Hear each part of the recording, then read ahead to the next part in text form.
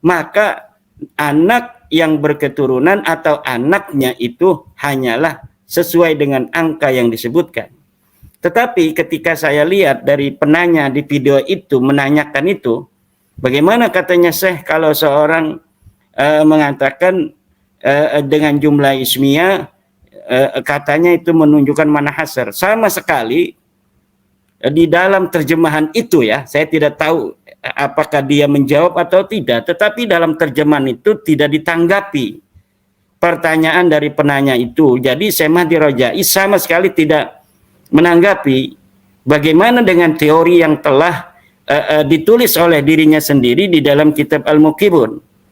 Kalaulah dia konsisten dengan basis teori ilmu nasab, maka sudah selesai bahwa memang tidak ada itu anak lain selain Muhammad, Ali, dan Husain. Karena Imam Fakhruddin Ar-Razi menggunakan jumlah ismiyah. Dan itu menunjukkan dengan keilmuannya, dengan pengetahuannya terhadap anak Ahmad bin Isa, Imam Fakhruddin Ar-Razi menyatakan anaknya yang berketurunan cuma 3. Tidak ada nama Abdullah, tidak ada nama Ubaidillah, apalagi namanya Ubaid.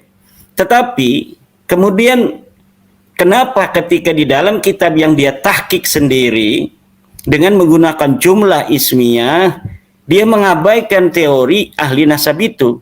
Ini menunjukkan apa yang dikatakan oleh Dr. Soleh Bashari, Direktur Eksekutif CSIIS, adalah benar. Bahwa ilmu nasab secara teori itu belum mapan. Buktinya, orang yang bergelut dalam ilmu nasab sendiri seperti Syekh Mahdi Rajai tidak konsisten dengan teori yang coba dibangun oleh dia sendiri dalam kitabnya Al-Muqibun. Maka sekarang Dr. Soleh, Kang Yusuf Mars, ini sudah ada upaya dari para ahli nasab yang tercerahkan, semacam Khalil bin Ibrahim, kemudian siapa satu lagi Al-Husaini, itu yang membangun basis dasar ilmu nasab, bukan hanya berdasarkan kajian daripada nasab ansih, tetapi juga berbasis daripada disiplin ilmu lainnya seperti antropologi, sosiologi, historiografi, bahkan memasukkan DNA sebagai bagian dari variabel yang bisa untuk menjadi basis alasan menetapkan nasab. Ini sudah mulai dibangun.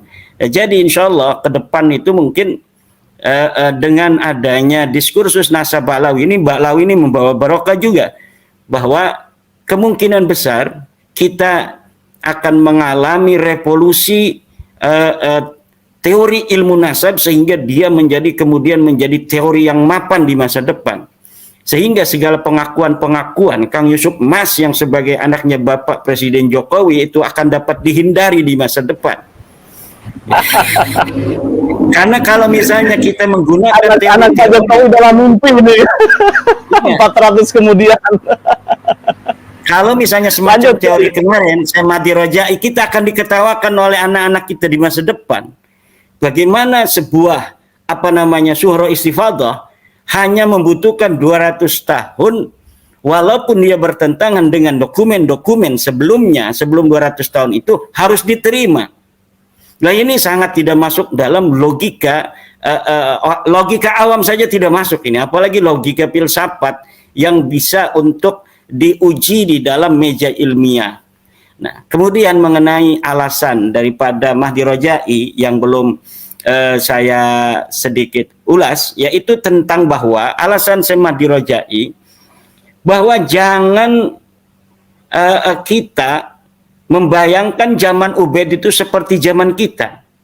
Apabila ada orang yang lahir di satu belahan bumi hari ini, kemudian bisa dikonfirmasi dengan alat komunikasi di belahan bumi lainnya. Ya, tapi di masa Ubaid itu katanya belum ada alat komunikasi. Jadi bisa jadi Ubaid ini adalah anak Ahmad bin Isa yang luput dari catatan. Ya ini tidak masuk logika juga. Kalaulah misal anak-anak lainnya ini tidak dicatat, ini masuk logika. Tapi wong anak lainnya udah dicatat, Muhammad Ali Hussein. Kenapa Ubaid ini tidak bisa dicatat? Kenapa Ubaid ini tidak ada? Oh, bisa jadi dia ketika lahir nggak ada orang dan sebagainya. Itu asumsi-asumsi yang saya kira sangat mudah sekali untuk dipatahkan. Apalagi dengan menggunakan teori yang sering digunakan oleh ulama Indonesia udah 1 tahun yang lalu. Itu Syekh Mahdi Rajai menggunakan teori itu, seperti adamu dzikri la yadullu ala adamil wujud. Tidak disebutkan itu tidak menunjukkan itu tidak ada. Ya itu kan sudah menjadi diskursus kita selama 2 tahun ini, dan sejak munculnya diskursus nasab ini, ulama-ulama Indonesia itu sudah berbicara itu. Dan saya sudah sampaikan bantahan-bantahan daripada teori itu. Memang ada teori adamul dzikri atau adamul wujdan la yadullu ala adamil wujud. Tetapi juga ada teori al-ilmu bi'adamid dalili dalilun. Pengetahuan seseorang tentang tiadanya dalil adalah dalil untuk mengatakan bahwa madlul itu memang tidak ada. Ketika sekarang Dr. Kiai Haji Ubaidillah Ar-Rambani Al-Mutamakkini ini tidak ada di sini pada podcast kita kali ini tidak menunjukkan Dr. Kiai Ubaidillah ini tidak ada. Kenapa kita bisa memastikan seorang Dr. Kiai Haji Ubaidillah ini ada walaupun hari ini atau malam hari ini tidak ditemukan? Karena ada korina bahwa pernah muncul di pada suka menunjukkan ini orangnya historis, orangnya ada gitu. Karena ada korina-korina. Saya pernah dibel oleh Kiai Ubaid, saya juga pernah nonton Kiai Ubaid menangis di pada suka TV ketika ada orang tua yang marahin anaknya. Kiai Ubaid merasa dia marahin pada Kiai Ubaid kan.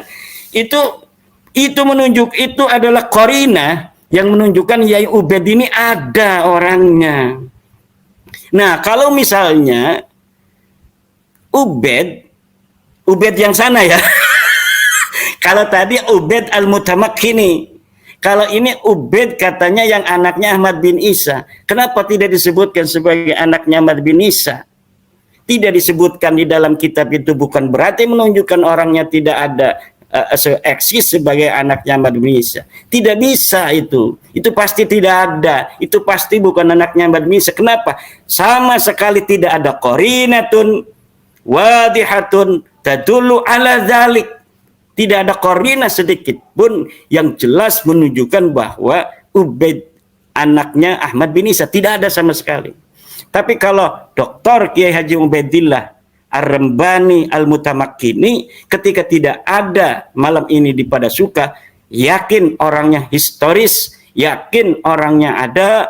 Karena apa? Karena ada korina. Beberapa waktu lalu beliau meng-SMS saya, dan beliau pula saya lihat di YouTube pada Suka TV itu ada menangis dia sambil menggetar-getar ininya tangannya.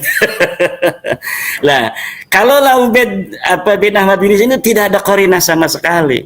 Nah, itu yang dikemukakan oleh Syekh Mahdi Rajai tentang bahwa tidak disebutnya Ubaid sebagai anak Ahmad bin Isa ini bukan menunjukkan bahwa Ubaid ini bukan anak Ahmad bin Isa. Boleh itu diterima jika anak lainnya itu tidak disebutkan. Tapi ketika anak yang lain disebutkan, kenapa Ubaid tidak disebutkan? Jawabannya hanya satu, karena memang Ubaid ini bukan anak Ahmad bin Isa. Itu saja.